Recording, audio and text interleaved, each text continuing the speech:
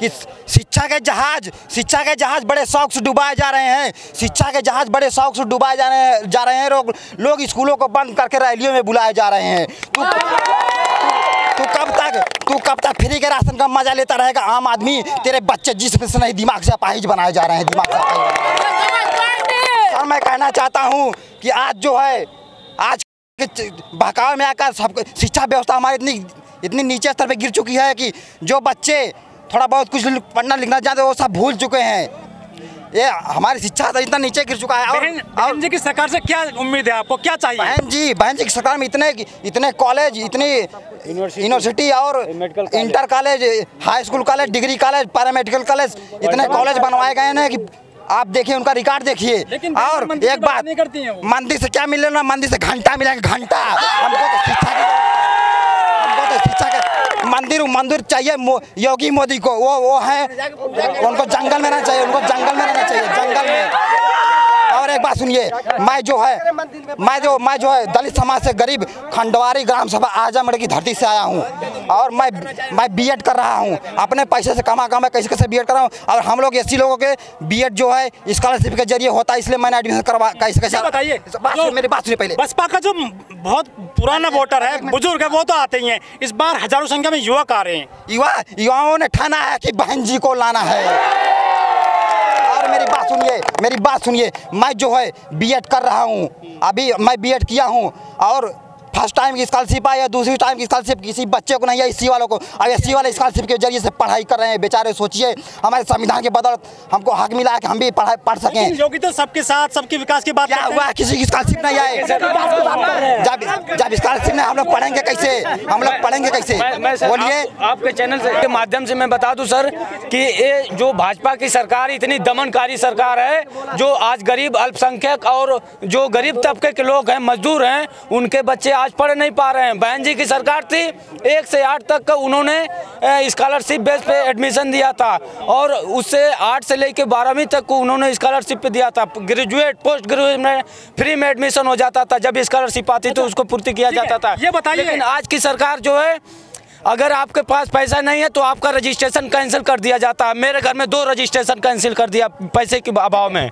नारा देती है जो बीजेपी की महिला के सम्मान में भाजपा मैदान में बेटियां सुरक्षित है, कितनी सच्चाई है इसमें? अच्छा, आप ये बताइए। देख लीजिए ना सर, देखिए, सबसे बड़ा उदाहरण मैं आपको बता दूं कि ये बात किसी से छुपी नहीं है कि भाजपा कहती है कि बेटी बचाओ बेटी पढ़ाओ। बेटी बचाने के लिए तो कहती है, लेकिन अपने लोग से बचाने के लिए कहती है कि हम लोग से बेटी बचाओ, हम लोग से बेटी बचाओ और पढ़ाओ अपने पैसे से, बचाओ हमसे। ये बताइए, 4-5 उदाहरण मैं दे देता हूँ अभी आपको। उन्नाव देख लीजिए, हाथरस देख लीजिए, अभी बहुत से। लेकिन जो कह रहे हैं कि हमने जो बदमाश है या तो आसमान में भेज दिया यूपी से बाहर। अच्छा, हमें अभी सत्ता में आ गए हैं। ये बताइए, जैसे कहते हैं लोग, कहते हैं बुलडोजर, योगी का बुलडोजर चला।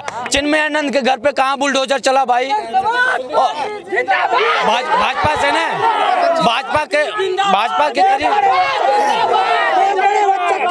भाजपा के अगर 100 एमएलए कहीं हैं तो उसमें से 75 एमएलए ऐसा होगा।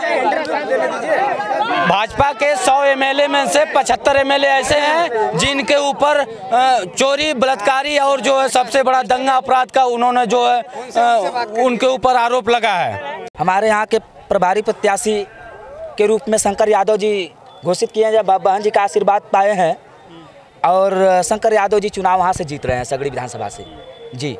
कितनी सीटें आएंगी आजमगढ़ में?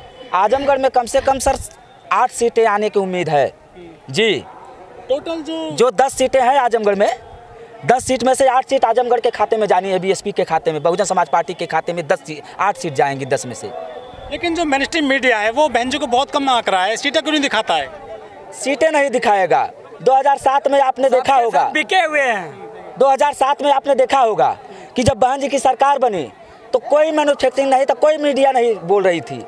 और बहन जी का जो वोट होता है वो साइलेंट वोट होता है, वो केवल पढ़ता है और चट्टी चौराहों पर बोलता नहीं है। रीजन ये है। और 2007 की भांति आपने देखा कि बहन जी की सरकार बनी और पूर्ण बहुमत की सरकार बनी, उसमें कोई दो राय नहीं है। और इस बार भी बहन जी की सरकार बनने जा रही है, कोई रोक नहीं पाएगा। पूर्ण बहुमत की सरकार बनने रही, पूर्ण बहुमत की सरकार, कोई रोक नहीं पाएगा, किसी के माई के लाल में दम नहीं है। लेकिन जो बीजेपी के नेता हैं, योगी मोदी, सब वाराणसी में लगे हुए हैं, बड़े पैमाने पर रोड शो कर रहे हैं, प्रचार कर रहे हैं, वो भी बड़े पैमाने पर रोड शो कर रहे हैं, तो बहन जी भी तो बड़े पैमाने पर जनसभा कर रही है, उनसे कहाँ कम है? हमारी भी जनसभा उनसे कहाँ कम है? जितना वो 4 जगह करेंगे उतना हमारे आजमगढ़ और एक मंडल में उसके बराबर हो जाएगी। जी, क्या क्या मुद्दे हैं आजमगढ़ में आपके? बहुत सारे मुद्दे हैं। बेरोजगारी का मुद्दा है, नौकरी का मुद्दा है, बीमारी का मुद्दा है, हेल्थ का सेक्टर का मुद्दा है, बहुत सारे मुद्दों की गिनती नहीं है। बीजेपी अनाज बांट रही है फ्री, सबसे बड़ी मुद्दा महंगाई और बेरोजगारी बना रही है जी। अनाज दे रही है फ्री सरकार, अनाज दे रही, देखिए पंगु बना रही है हमारे समाज के लोगों को। क्या होने वाला है? हमारे समाज को पंगु बनाया जा रहा है सीधे सीधे अनाज दे करके। हमें बेरोजगारी भत्ता नहीं चाहिए, हमें भरण पोषण के लिए भत्ता नहीं चाहिए सर, हमें बेरोजगारी भत्ता नहीं चाहिए, भरण पोषण के लिए भत्ता नहीं चाहिए, हमको सीधे सीधे रोजगार चाहिए, रोजगार की जरूरत है हमको। लेकिन 5 लाख लोगों को नौकरी दिया उन्होंने, किसको मिला? 4.5 साल में दिया। आपने कभी सर्वे किया? प्रचार आपने करने पूछा? उन्होंने। आप पूछे कभी किसी से रोजगार मिला?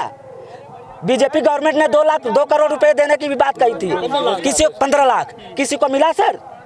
आप वो कभी जुमला था, अमित शाह बोल चुके हैं। तो जुमला तो सारी बातें उनकी जुमला है। आपने अभी इसके पहले की वीडियो देखा है? आपने इसके पहले की वीडियो इंटर के बाद 12वीं देखा है? और उसको क्या हो, कौन सी 86 लाख 86 लाख, तो ये उसकी बातें हैं सर। लेकिन वोट कैसे मिलता है फिर उनको, किसको? भाजपा वालों को वोट नहीं मिलता है। ये जो मशीन गड़बड़ी है ना, तकनीकी व्यवस्था गड़बड़ी करके चुनाव जीतते हैं, ये सीधी सी बात। मैं कह रहा हूँ कि अगर इनके दम है तो क्यों नहीं बैलेट पेपर से चुनाव करा? तो मंदिर बना रहे हैं वो। मंदिर से क्या मतलब? मंदिर में हम पढ़ने जाएंगे? मंदिर हमारे पढ़ने का स्थान है, हमें मंदिर में शिक्षा मिलेगी सर। हमको शिक्षा की जरूरत है। मूल आवश्यकता हमारी क्या है? बेरोजगारी, बीमारी, पढ़ाई और सेहत, शिक्षा, ये हमको जरूरत है ना। धर्म नहीं चाहिए आपको? धर्म किस, कौन सा धर्म? हिंदू धर्म मजबूत कर रहे हैं। हिंदू धर्म की बात नहीं, हम लोग बौद्धिस्ट हैं, बौद्ध धर्म के मानने वाले हैं। इस दुनिया में 56 ऐसे देश हैं जो बौद्धिस्टों के अनुयायी हैं, और यहाँ केवल भारत एक ऐसा देश है जो हिंदू राष्ट्र में हिंदुओं को वाहवाही करता है। ऐसा कुछ नहीं है जी।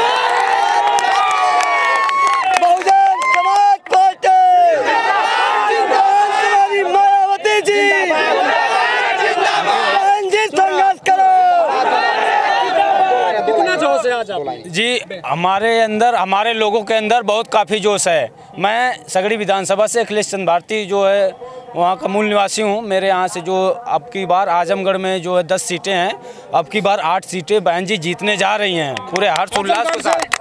जी, आजमगढ़ से सांसद है अखिलेश जी। कुछ विकास क्या उन्होंने? नहीं, कुछ विकास नहीं, कोई विकास नहीं हुआ है सर, और कुछ विकास नहीं हुआ है। अब की बार ये विधानसभा चुनाव में अब की बार समझ में आ जाएगा।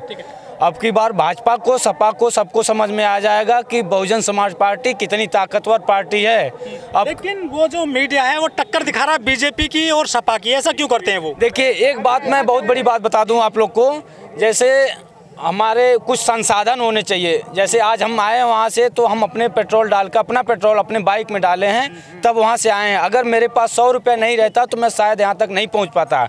आज हमारे लोग में, हमारे समाज के अंदर मीडिया में नहीं है, जुडिशियरी में नहीं है, और डॉक्टर नहीं है, कोई वकील नहीं है, इसलिए हमारे समाज को डाइवर्ट किया जाता है कि तुम कुछ लायक नहीं हो, तुम्हारे पास लोग नहीं हैं, ये हो फलाने ढिमका, अपना तबका ऊंचा करने के लिए, वर्चस्व बढ़ाने। चल रही है सपा की, नई सपा है, नई हवा है। देखिए, कोई सपा नहीं है, कोई हवा नहीं है। अब की बार बहुजन समाज पार्टी की सरकार बनेगी, और अब की बहुत बता रहे हैं, अब की 256 पार जा रही है। मैं कोई सर्वे देख के नहीं बता रहा हूँ, मैं अपना अनुमान बता रहा हूँ। मैं AA BEd हूँ, और आज भी मैं बेरोजगारों की लाइन में लगा हूँ। मुझे समझ में ये नहीं आता कि मैं कौन सा काम करूँ कि जो मुझे 10 रुपये की मेरी आर्थिक स्थिति मजबूत हो जाए। नौकरी नहीं दी है, कुछ नहीं दिया। योगी जी खुद पढ़े लिखे नहीं है, दूसरों को रोजगार क्या देगा?